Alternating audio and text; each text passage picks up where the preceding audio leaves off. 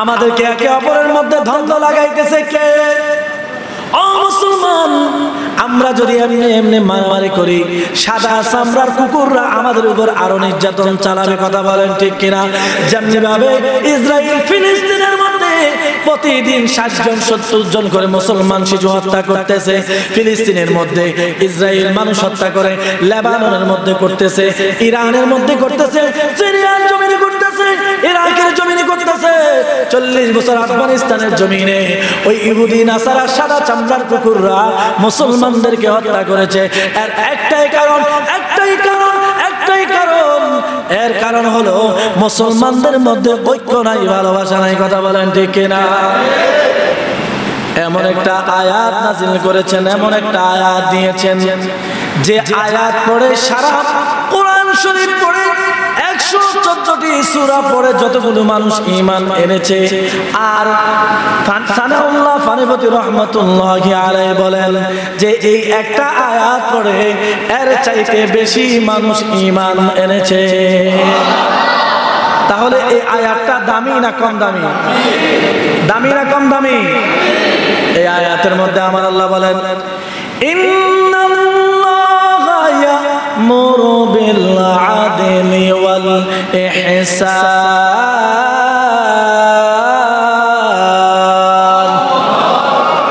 ওয়া ইতা'i যিল কুরবা ওয়া ইয়ানহা আনিল ফাহশা'i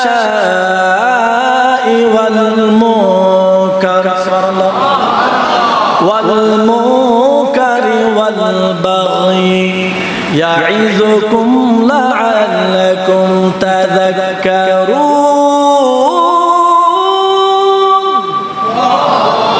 জোরে বলেন আল্লাহু আকবার।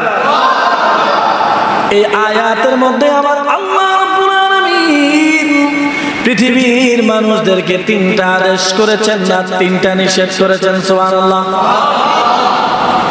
3টা আদেশ করেছেন আর 3টা কাজ নিষেধ করেছেন। সুবহানাল্লাহ।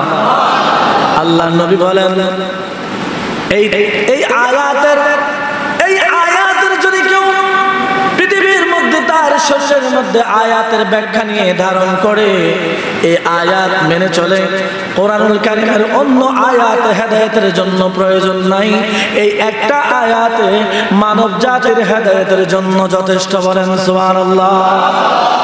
কত বড় কথা যে একটা আয়াত, এইটা যদি মানুষ ফলো করে, এই দুনিয়ার মধ্যে হানাহানি, মারামারি, কাটাকাটি, আওয়ামী লীগ, বিএনপি, জাতীয় পার্টি, জামাত ইসলাম, এই যে মারপিট আছে, এগুলা থাকবে না। সুবহানাল্লাহ। এই আজকের বিষয়বস্তু এই আয়াতকে ঘিরে, এখনকার জামানার প্রেক্ষাপট নিয়ে আপনাদের শোনার দরকার আছে না নাই? মনোযোগ দিয়ে শুনবেন। অবশ্যই যদি শুনেন তাহলে আপনাদের অন্তর থেকে হায়ওয়ান নামক যে শয়তান রয়েছে অবশ্যই সে চলে যাবে। বলেন আমিন। আরো জোরে বলেন আমিন। আল্লাহ রাব্বুল আলামিন বলেন, বান্দারে, ইন্নাল্লাহা ইয়া'মুরু বিল আদলি ওয়াল ইহসান, ইহসান করো, মানুষের প্রতি সুবিচার করো। বলেন সুবহানাল্লাহ। কি করতে বলেছে? সুবিচার, ইহসান, দয়া। দ্বিতীয় নাম্বার, তোমার এক ভাই অপর ভাইয়ের সাথে, একজন মুসলমান অপর মুসলমান ভাইয়ের সাথে সালাম বিনিময় করো, ভালোবাসা অর্জন করো। সুবহানাল্লাহ।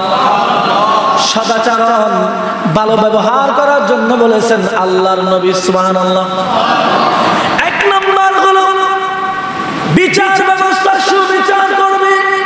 দ্বিতীয় নাম্বার হলো তুমি তোমার মুসলমান ভাইয়ের সাথে ভালো আচরণ করবে, একে অপরকে দেখলে সালাম দিবে, ধনী গরিবকে সালাম দিবে, ধনী গরিবকে সালাম দিবে, গরিব ধনীকে সালাম দিবে, নেতা তার কর্মীকে সালাম দিবে, কর্মী তার নেতাকে সালাম দিবে, জামাই তার শ্বশুরকে সালাম দিবে, শ্বশুর তার জামাইকে সালাম দিবে। এমনি ভাবে সমাজের মধ্যে এক মুসলমান অপর মুসলমান ভাইয়ের সাথে ভালো আচরণ করতে হবে। ভালো আচরণ করো। বলেন সুবহানাল্লাহ। তৃতীয় নাম্বার, আত্মীয়তার হক আদায় করতে হবে। সুবহানাল্লাহ বলবেন না? এখন তো আত্মীয়তার হক আদায় করে না। এক আত্মীয় যদি বাসার মধ্যে আসে কোন সময় বিদায় করবো এই চিন্তা করে, ঠিক কিনা? ও বন্ধু, আল্লাহ রাব্বুল আলামিন বলেন, আমি তোমাদেরকে দুনিয়ার মধ্যে পাঠিয়েছি আমি আল্লাহর গোলামি করার জন্য। কার গোলামি করার জন্য? জোরে বলেন, কার গোলামি করার জন্য? আমরা মনে করি নামাজ পড়লে গোলামি হয় না। রে বাবা, না, নামাজ পড়লে গোলামি হয় না, রোজা রাখলে গোলামি হয় না, হজ করলে গোলামি হয় না। আল্লাহ রাব্বুল আলামিন বলেন, বান্দারে আমি যখন নামাজ পড়তে বলি তখন নামাজ পড়বে, আর যখন নামাজ পড়তে না বলি তখন নামাজ পড়বে না। আমি আল্লাহ যখন বলি হজ করবে তখন হজ করবে, যখন বলি হজ করবে না তখন করবে না। আমি আল্লাহ যখন বলি রোজা রাখবে তখন তুমি রোজা রাখবে। আমি আল্লাহ যখন বলি সওয়ালের প্রথম চাঁদ যখন দেখা যায় তুমি তখন রোজা রাখবা না, তখন তুমি রোজা রাখবা না। ও বান্দা, আমি আল্লাহর হুকুম, আমি আল্লাহ যখন যা নিষেধ করেছি তা তুমি করবা না, আর যা আদেশ করেছি তা তুমি করবা। ওইটার নাম হলো আমি আল্লাহর গোলামি। এটার মিনিং হলো আল্লাহ আপনাকে যা করতে বলেছেন ওইটা করা, এবং যেটা করতে নিষেধ করেছেন ওইটা না করা। ওইটার নাম হলো গোলামি। সুবহানাল্লাহ, আরো জোরে বলেন সুবহানাল্লাহ। আল্লাহ রাব্বুল আলামিন সারা পৃথিবী বানিয়েছেন, আল্লাহ রাব্বুল আলামিন সারা দুনিয়া বানিয়েছেন আমাদের গোলামি করার জন্য। কথা বলেন ঠিক কিনা? আল্লাহ গাছকে বানিয়েছেন আমাদের গোলামি করে, মাছকে বানিয়েছেন আমাদের গোলামি করে, আসমান বানিয়েছেন আসমান আমাদেরকে বৃষ্টি প্রদান করে, আল্লাহ জমিন বানিয়েছেন জমিন আমাদের গোলামি করে। পৃথিবীর মধ্যে 18,000 মাখলুকাত আমার আল্লাহ রাব্বুল আলামিন সৃষ্টি করেছেন, সব কিছুই আমাদের গোলামি করার জন্য। কথা বলেন ঠিক কিনা? আর আমার আল্লাহ বলেন, ও বান্দা, সারা দুনিয়া বানাইলাম আমায় তোমাদের গোলামি করার জন্য, আর একমাত্র আমি আল্লাহর গোলামি তোমরা করবে। বলেন সুবহানাল্লাহ। গোলামি করবো কার? আর তৃতীয় নাম্বার হলো আপনি আল্লাহর হুকুম অমান্য করবেন না, আল্লাহর হুকুম যা আদেশ করেছেন তা পালন করবেন, যা নিষেধ করেছেন তা করবেন না। এটা হলো আল্লাহর গোলামি। এখন আমাদের ধর্ম হলো আমরা আল্লাহ যা নিষেধ করছে তা বেশি করে করি, আর যা আল্লাহ আদেশ করছেন তা আমরা করি। আমাদের চরিত্র এমন হয়ে গেছে। না রে বাবা, না। আল্লাহ রাব্বুল আলামিন এই 3 বিষয় মানুষকে আদেশ করেছেন, আর 3টা বিষয় নিষেধ করেছেন। 1 নাম্বার হলো অশ্লীলতা করবা না। কি করবা না? অশ্লীলতা, বেহায়াপনা করবা না। 2য় নাম্বার হলো মন্দ কাজ করবা না। 3য় নাম্বার হলো সীমা লঙ্ঘন করা যাবে না। মন্দ কাজ, হানাহানি, মারামারি, কাটাকাটি, একে অপরকে ঘৃণা করা, এইগুলা করা যাবে, এগুলা করা যাবে না। আর আমরা তো এগুলোই বেশি করি। কথা বলেন ঠিক কিনা? এখন সমাজের মধ্যে দেখা যায় অসুন্দরের মুসলমান, সমাজের মধ্যে দেখা যায় আপনার একজন মুসলমান ভাই আওয়ামী লীগ করে, আছে না নাই? আছে না নাই? একজন মুসলমান বিএনপি করে, আছে না নাই? আর একজন মুসলমান জামাতে ইসলাম করে, ইসলামিক দল করে, আছে না নাই? কিন্তু আল্লাহ যে বলেছেন ওয়াল বাগি, তোমরা একে অপরের সাথে মারামারি করবে না, দলাদলি করবে না, হানাহানি করবে না। আমার আল্লাহ রাব্বুল আলামিন এই ঘটনাটা কোরআনের মধ্যে উল্লেখ করেছেন। ও বান্দা, আমি আল্লাহ তোমাদেরকে পাঠিয়েছি দুনিয়ার মধ্যে একে অপরের সাথে ভালো ব্যবহার করার জন্য, একে অপরের প্রতি দয়া দেখানোর জন্য। কিন্তু তোমরা এর বিনিময়ে তোমরা এখন মারামারি, হানাহানি করতেছো। কথা বলেন ঠিক কিনা? ও বন্ধু, আপনি আওয়ামী লীগ করেন, সমস্যা নাই। আপনি বিএনপি করেন, সমস্যা নাই, সেটা আপনার স্বাধীনতা। আপনি জামাতে ইসলাম করেন, সমস্যা নাই। আপনি জাতীয় পার্টি করেন, সমস্যা নাই। ইসলামিক দল করেন, সমস্যা নাই। আপনার সাথে আপনার ভাইয়ের সাথে রাজনৈতিক মত পার্থক্য থাকতে পারে, এই জন্য আপনি আপনার একজন কালিমাওয়ালা ভাইকে, অপর কালিমাওয়ালা ভাইকে, আপনিও কালিমা পড়া মুসলমান, আপনার ভাইও কালিমা পড়া মুসলমান, আপনি কিভাবে রাজনীতির দোহাই দিয়ে একে অপরকে পাথর মেরে হত্যা করতে পারেন? ঠিক কিনা? না না না, আপনার রাজনীতি প্রতিদ্বন্দ্বিতা থাকতে পারে, কিন্তু মনে রাখতে হবে আল্লাহ তাআলা বলেছেন সেটা আপনার ভাই। আল্লাহর নবী হাদিসুল মুবারকের মধ্যে বলেন, আল মুসলিম আখুল মুসলিম, আল মুসলিম আখুল মুসলিম, এক মুসলমান অপর মুসলমানের ভাই। এক মুসলমান অপর মুসলমানকে কোনোদিন আঘাত করতে পারে না, এক মুসলমান অপর মুসলমানকে মারতে পারে না, এক মুসলমান আরেক মুসলমান ভাইকে কষ্ট দিতে পারে না। কথা বলেন ঠিক কিনা? আচ্ছা বলেন তো, আর্মি কোনোদিন মারামারি করেনি? কথা করেনি?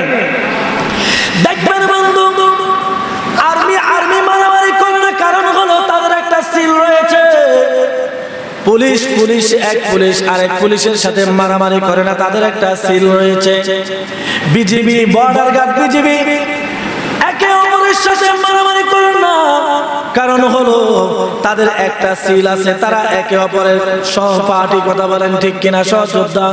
ও বন্ধু, তেমনি ভাবে আল্লাহর নবী বলেন, ও আমার উম্মত, তোমাদেরকেও এমন একটা সিল দেওয়া হয়েছে, ওইটার কারণে তোমরা একে অপরের সাথে মারামারি করবে না। তোমরা এক বাবার সন্তান, তোমরা এক বাবার সন্তান।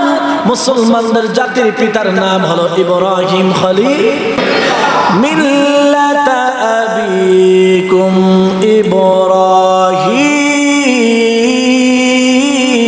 ইব্রাহিম হুয়া সাম্মাকুমুল মুসলিমিন। সুবহানাল্লাহ।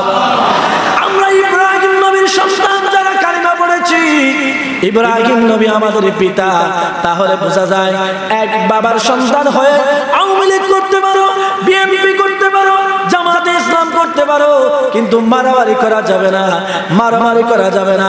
কেননা আমাদেরকে একটা সিল মোহর দেওয়া হয়েছে, এটাকে বলা হয় সুন্নতে খতনা। সুবহানাল্লাহ। আরে জোরে বলেন সুবহানাল্লাহ। আপনাকে আমাকে ছোটবেলায় মা বাবা খতনা দিয়েছেন কিনা? এটা ইব্রাহিম নবীর সুন্নাহ। তাহলে আমাদের একটা সিল আছে, আমরাও মুসলমান। আওয়ামী লীগ যিনি করে সেও মুসলমান, বিএনপি যে করে সেও মুসলমান, জাতীয় পার্টি করুক সেও মুসলমান। এই দুনিয়ার সামান্য রাজনীতির কারণে এক মুসলমান অপর মুসলমান ভাইকে মারতে পারি না, এক মুসলমান অপর মুসলমান ভাইকে হত্যা করতে পারি না। আল্লাহর নবী বলেন, আল মুসলিম আখুল মুসলিম, এক মুসলমান অপর মুসলমানের ভাই, এক মুসলমান অপর মুসলমান ভাইয়ের সাথে ভালো আচরণ করতে হবে। এক মুসলমান আরেক মুসলমানের ভাইয়ের সাথে হিংসা রাখা যাবে না, বিদ্বেষ রাখা যাবে না, ঘৃণা রাখা যাবে না, একে অপরকে মহব্বত করতে হবে। কথা বলেন ঠিক কিনা? এটা কার কথা? আরো জোরে বলেন, কার কথা?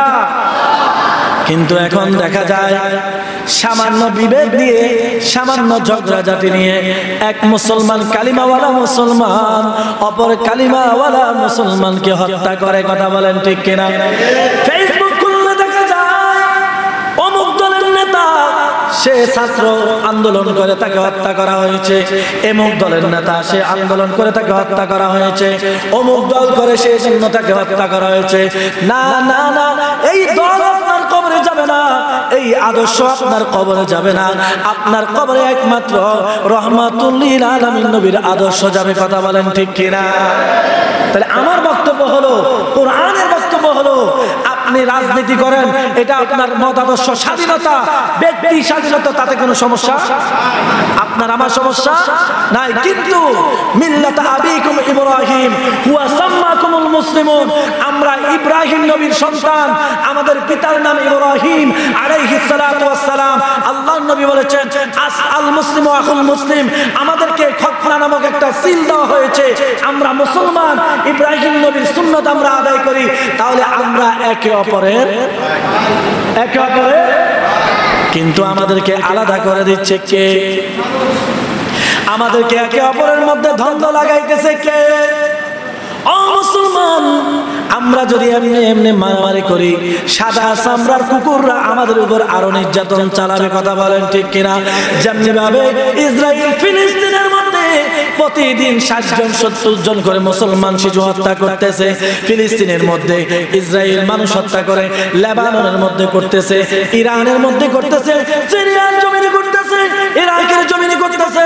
40 বছর আফগানিস্তানের জমিনে ওই ইহুদি নাসারা সাদা চামড়ার কুকুররা মুসলমানদেরকে হত্যা করেছে। এর একটাই কারণ, এর কারণ হলো মুসলমানদের মধ্যে ঐক্য নাই, ভালোবাসা নাই। কথা বলেন ঠিক কিনা? ঐক্য না থাকার কারণে আপনার এলাকার ভাই প্রতিবেশী আপনার ঘরের সাথে ঘর 40 বছর কথা কয় না, আছে না নাই? এই কথা না, আছে না নাই? মুখে তালা দিবেন না, কথা বলবেন। চা দোকানে গেলে আপনার ঘরের পাশে যিনি আছেন তিনি যদি দোকানে যায়, চা দিকে চলে আসে দোকান থেকে, আছে না নাই? এটা করা যাবে না, এইটা করা যাবে না রে বাবা। তাহলে আপনি আল্লাহর গোলামি করেন নাই। আল্লাহর গোলামি শুধু নামাজ নয়, আল্লাহর গোলামি শুধু হজ নয়, আল্লাহর গোলামি শুধু রোজা নয়। আল্লাহর গোলামি হলো আল্লাহ যা আদেশ করেছেন তা পালন করা, আল্লাহ যা নিষেধ করেছেন তা থেকে বিরত থাকা, এটার নাম গোলামি। জোরে বলেন সুবহানাল্লাহ। তাহলে আমরা গোলামি করবো কার? আরো জোরে বলেন কার? তাহলে আজকে থেকে রাজনীতির নামে বিএনপি করুক, আওয়ামী লীগ করুক, অন্যায় না করলে একে অপরের সাথে মারামারি করা যাবে, একে অপরকে গালি দেওয়া যাবে। সামান্য দুনিয়ার দল নিয়ে মারামারি করবেন না। আপনি রহমাতুল লিল আলামিন নবীর উম্মত, একজন মুসলমানের ভাইয়ের প্রতি সদাচরণ করবেন, ভালো ব্যবহার করবেন, সালাম বিনিময় করবেন, ইনসাফ বিচার প্রতিষ্ঠা করবেন। তাহলে দেখা যাবে এই সমাজের মধ্যে শান্তি বিরাজমান থাকবে। কথা বলেন ঠিক কিনা? একটু দুই শরীফ পড়ি, সাল্লাল্লাহু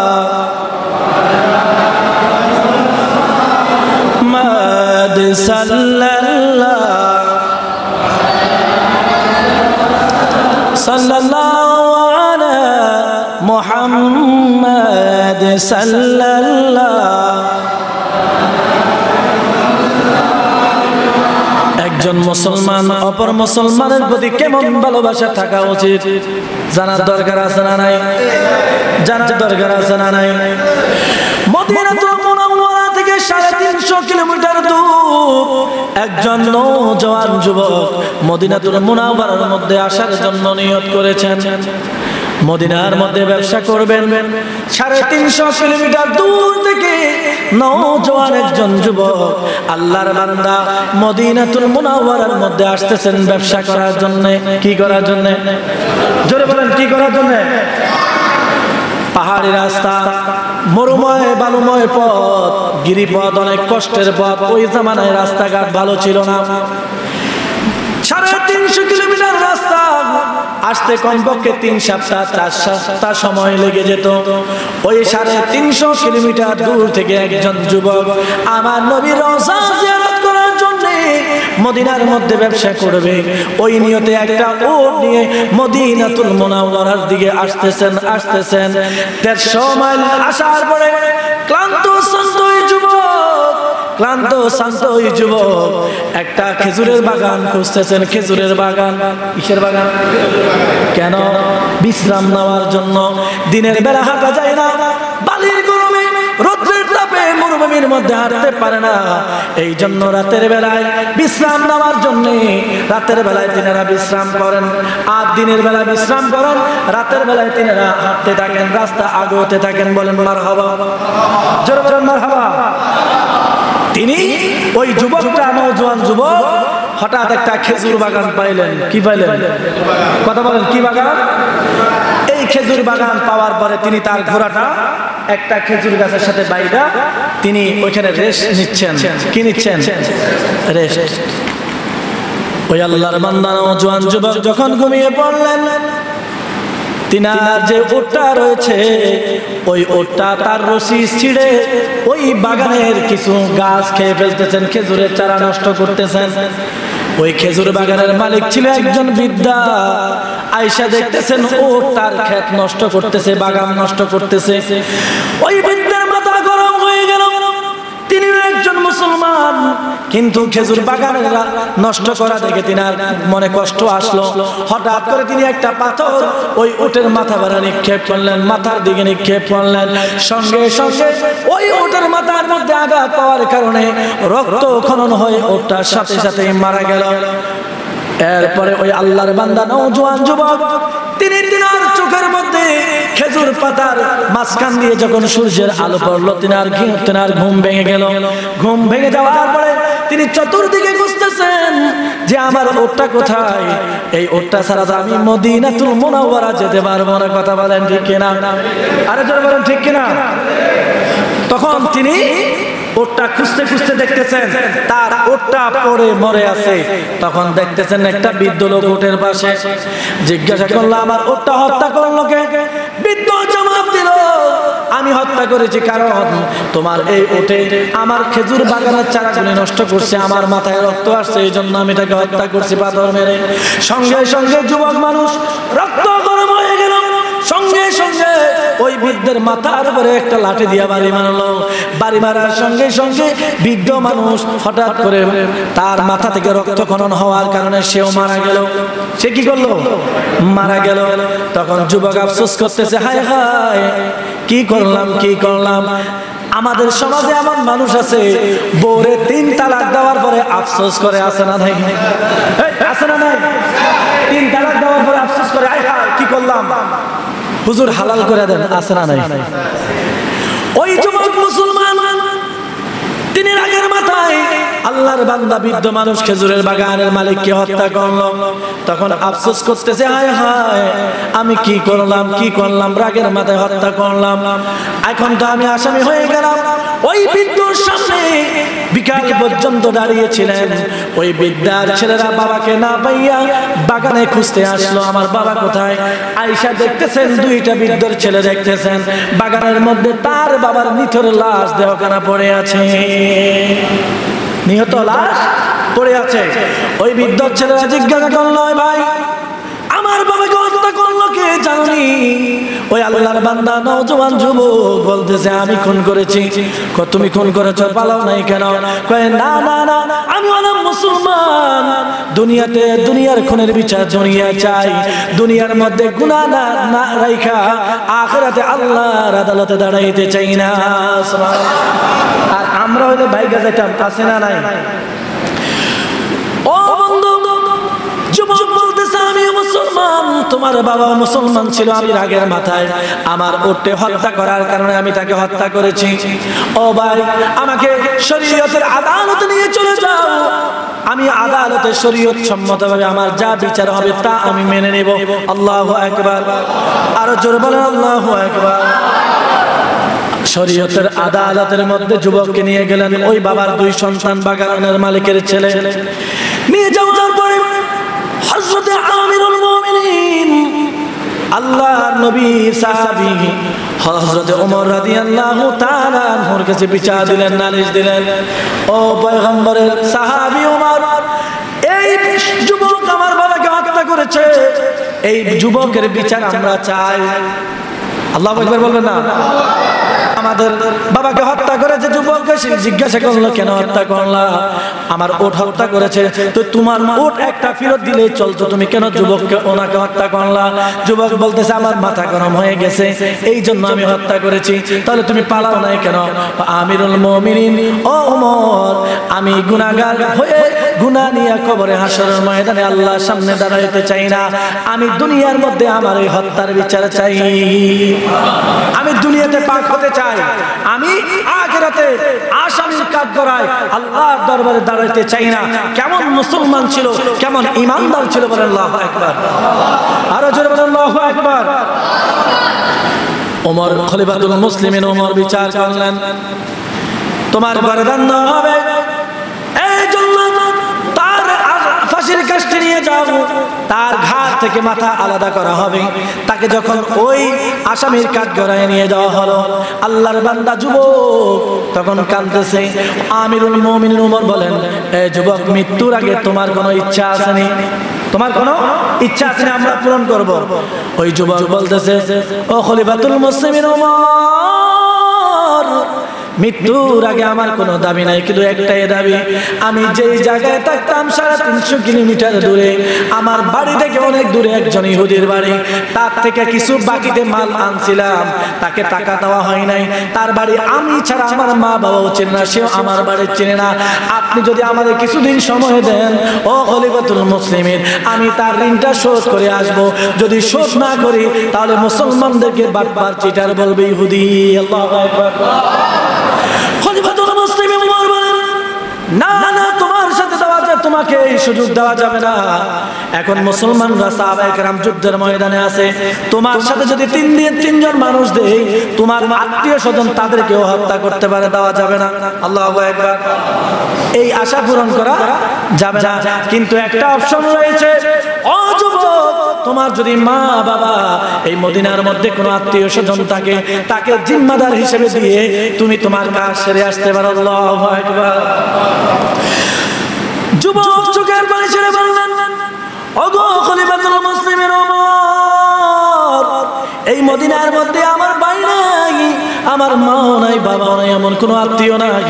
আমার বাড়ি 350 কিলোমিটার দূরে, এইখানে আমার কোনো আত্মীয় নাই। খলিফাতুল মুসলিমিন, তাহলে আপনি আমার মৃত্যুদণ্ড কার্যকর করেন। আল্লাহু আকবার। আরো জোরে বলেন আল্লাহু আকবার। একজন মানুষ দুহাত তুলল, সুবহানাল্লাহ বলেন। আল্লাহর নবীর একজন সাহাবী আবু যর গিফারি রাহমাতুল্লাহি আলাইহি হাত তুললেন, বলেন সুবহানাল্লাহ।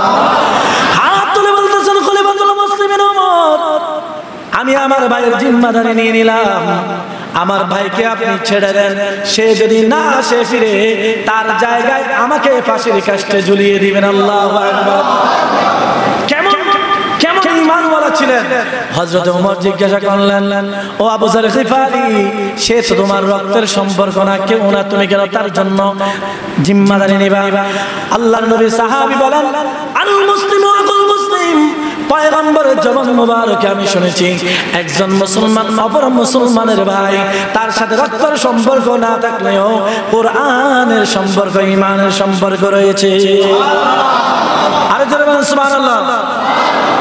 হযরতে আবু যর গিফারি, হযরতে আবু যর গিফারি খাদেমে খায়রুল বশর, खिदमतों में जिंदगी भर ना बनाया अपना घर। अल्लाहु अकबर। এমন খাদেম ছিলেন, সারা জীবন নবীর খেদমত করেছেন, একটা বাড়ি করার সময় পান নাই। এমন একজন সাহাবী, দামি সাহাবী, দামি সাহাবী, আমার নবীর সাহাবী, ওই যুবকের পক্ষে দাঁড়িয়ে গেলেন। দাঁড়ানোর পরে হযরত আমিরুল মুমিনিন ওমর 1 মাস সময় দিলেন, যুবককে যাও, আগামী আরবি মাসের প্রথম জুমায় তুমি হাজির থাকবা, যদি না আসো তোমার জায়গায় আবু যরকে ফাঁসির কাস্টে ঝুলানো হবে। আল্লাহু আকবার। এই যুবক বাড়িতে চলে গেলেন, সংক্ষেপে, সময় কম, আপনারা তো আসেন দেরি করে, আলোচনা শুরু করতে হয় 1টার পরে, ঠিক কিনা? আগে তো আসেন না বাবা, আলোচনা করতে পারে না। যুবক চলে গেলেন, বাড়িতে যাইয়া ইহুদির বাড়িতে গেলেন। ইহুদির বাড়িতে গিয়ে তার ঋণ পরিশোধ করে, সুন্দর জামা কাপড় পরে, সুন্দর একটা শক্তিশালী ঘোড়া সাজিয়ে বাবার কাছে গেলেন। ডাক দিয়ে বলেন, প্রাণের বাবা, শেষবারের মতো আমাকে একটু বুকে জড়িয়ে নেন, শেষবারের মতো আমাকে একটু বুকে জড়িয়ে নেন। জিন্দেগিতে আর কোনোদিন আপনার সাথে দেখা হবে না, মদিনায় আমার বিচার হবে, আমি অপরাধ করেছি, আমার ফাঁসি হবে। ও বাবা, শেষবারের মতো আপনার সন্তানকে একটু বুকে জড়িয়ে নেন। মার কাছে গিয়ে, মা, ও মা, আপনার সন্তান আগে বিদায় নেওয়ার সময় আবার ফিরে আসতো, জনমের মতো বিদায় দিয়ে দেন গো মা, জিন্দেগিতে আর কোনোদিন দেখা হবে না, আমার বিচার হবে শরীয়তের আদালতে, গুনাহ নিয়ে মরতে চাই না, মা আমাকে শেষবারের মতো বিদায় দিয়ে দেন। এই যুবক মা থেকে বিদায় নিয়ে শেষবারের মতো মদিনার দিকে আসতেছেন। আল্লাহু আকবার। এই দিক দিয়ে মদিনাতুল মুনাওয়ারার মধ্যে জুমার নামাজের আযান দেওয়া হলো, আর একটা দূত পাঠাইলেন আবু যর গিফারীর বাড়িতে, বলতেছেন আবু যর গিফারী শেষবারের মতো জুমার নামাজ আদায় করার জন্য প্রস্তুতি নিয়ে মসজিদে আসো। আবু যর গিফারী চলে আসলেন। জুমার নামাজ শেষ হয়ে গেল। আমিরুল মুমিনিন খলিফাতুল মুসলিমিন ওমর বিচারের জন্য আবু যর গিফারীকে কাঠ গড়ায় নিয়ে গেলেন, গর্দান নেওয়া হবে। তখন হযরত ওমরের চোখে দিয়ে পানি গড় গড় করে বের হচ্ছে। মদিনার মধ্যে কান্নার রোল পড়ে গেল। একজন জান্নাতি সাহাবী বিনা অপরাধে তার গর্দান নেওয়া হবে। আল্লাহু আকবার। জল্লাদ আবু যর গিফারী গর্দান নিতে যাবে, জল্লাদের চোখ দিয়ে টপ টপ করে পানি পড়তেছে। জল্লাদ বলতেছে, এই কি নিষ্ঠুর কানা, এতদিন অপরাধীর জন্য আমি তার গর্দান নিয়েছি, আজকে এমন একজন মানুষকে আমার গর্দান নিতে হবে যার বিনা অপরাধে তার গর্দানটা আমার নিতে হবে। যেমন তেমন মানুষ নয়, কলিজার টুকরা নবী সাহাবী। আল্লাহু আকবার। ফাঁসি এই গর্দান নেওয়ার জন্য আপনার জল্লাদ ছুরি তুলবে, একজন ডাক দিয়ে বলে, ও খলিফাতুল মুসলিমিন ওমর একটু দাঁড়ান। ওই যে দেখা যায় মদিনার দূর থেকে দেখা যায় কে জানি আকাশ বাতাস মুখরিত করে ধুলা ছিড়িয়ে একজন যুবক মদিনা দিকে আসতেছে। আল্লাহু আকবার। আরো জোরে আল্লাহু আকবার। আস্তে আস্তে দেখতেছেন ওই যুবক, ওই জওয়ান যুবক মদিনার মধ্যে হাজির হয়ে গেল। আসার পরে আমিরুল মুমিনিন জিজ্ঞাসা করলো, ও আল্লাহর বান্দা যুবক, তুমি যদি একটা মিনিট দেরি করতা আজকে একজন বেগুনাহ মানুষের জীবনটা চলে যেত, দেরি করো না কেন? যুবক ডাক দিয়ে বলে, খলিফাতুল মুসলিমিন আমার আসার সময় আমার ঘোড়ার নামটা চলে গিয়েছিল, এই জন্য দেরি হয়ে গিয়েছে। আমার ভাইকে নামায়া দেন, আমার ভাইকে নামায়া দেন, সেই জায়গায় আমাকে ফাঁসি দিয়ে দেন। আল্লাহু আকবার। আমিরুল মুমিনিন খলিফাতুল মুসলিমিন ওমর বলেন, আমি জানি তুমি একজন মুসলমান, যে মুসলমান 350 কিলোমিটার দূর থেকে পবিত্র হওয়ার জন্য ফাঁসির কাস্টে ঝুলার জন্য আসতে পারে, সেই কোনোদিন মানুষ হত্যা করতে পারে না। ফাঁসির কাস্টে নিয়ে গেলেন, কান্নার রোল পড়ে গেল। আজকে দুইজন ভালো মানুষের, একজন ভালো মানুষের গর্দান নেওয়া হবে। তখন ছুরি যখন জল্লাদ তুললেন, দুইজন যুবক দাঁড়ায় গেলেন। ও খলিফাতুল মুসলিমিন ওমর একটু দাঁড়ান, আমরা আপনার কাছে যে অভিযোগ দিয়েছিলাম বাবা হত্যার জন্য, আমরা আমাদের অভিযোগটা নিয়ে নিলাম, আমার ভাইকে আমাদের কাছে ফিরিয়ে দেন। সুবহানাল্লাহ। সে কোনোদিন মানুষ হত্যা করতে পারে না, সে কোনোদিন মানুষ হত্যা করতে পারে না, রাগের মাথায় হত্যা করেছে। আমার ভাইকে আমাদের কাছে ফিরিয়ে দেন, বাবা হত্যার বিচার চাই না, আজকে থেকে সে আমাদের ভাই। জবান খুলে বলেন আল্লাহু আকবার। মুসলমান এমন হওয়া উচিত, এক মুসলমান অপর মুসলমানের জন্য জীবন দিতে পারে, এক মুসলমান অপর মুসলমান ভাইয়ের জন্য খেদমত করতে পারে, ভালোবাসতে পারে, ভালো আচরণ করতে হবে। আল মুসলিমু আখুল মুসলিম কার কথা? নবীর কথা। আসুন আমরা রাজনৈতিক দ্বন্দ্ব ভুলে গিয়ে, রাজনীতির ঊর্ধ্বে গিয়ে এক মুসলমান আরেক মুসলমান ভাইয়ের সাথে সম্পর্ক ভালো রাখবো, ঘৃণা করব না, হিংসা করব না, খুনাখুনি রাহাজারি করব না। আমরা সকলেই নবীর আদর্শে মিল্লাত আবিকুম ইব্রাহিম, ইব্রাহিম নবীর সুন্নাহ মেনে আমরা চলবো। আল্লাহ তাআলা আমাদের বুঝার তৌফিক